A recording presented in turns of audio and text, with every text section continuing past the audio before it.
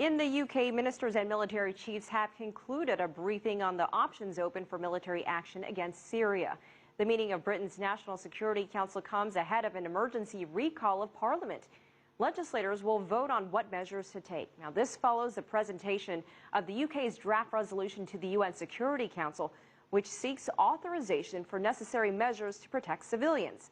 Richard Bestick reports from London. British Prime Minister David Cameron says Britain has a responsibility to punish what he calls the morally indefensible use of chemical weapons by what he's confident was the Syrian government. Now, of course, any action we take or others take would have to be legal, would have to be proportionate, it would have to be specifically to deter and degrade the future use of chemical weapons.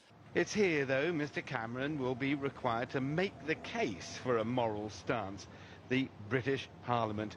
And legislators are cautious.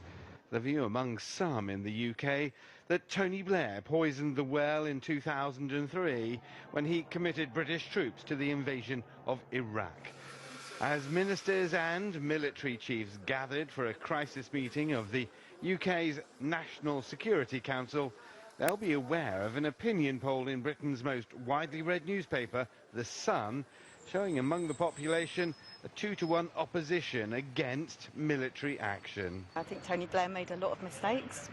Not just past history, but also the morality of what we're doing, that we shouldn't be embarking on something which we don't think is right, and I suppose following the rules of just war, that's got an ending to it as well. I just think we've stepped in too many times and there must be another approach.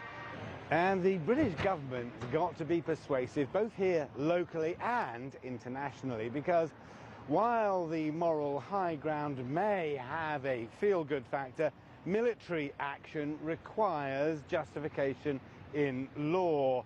And securing international agreement and cooperation on that could prove difficult. Richard Bestick, CCTV, London.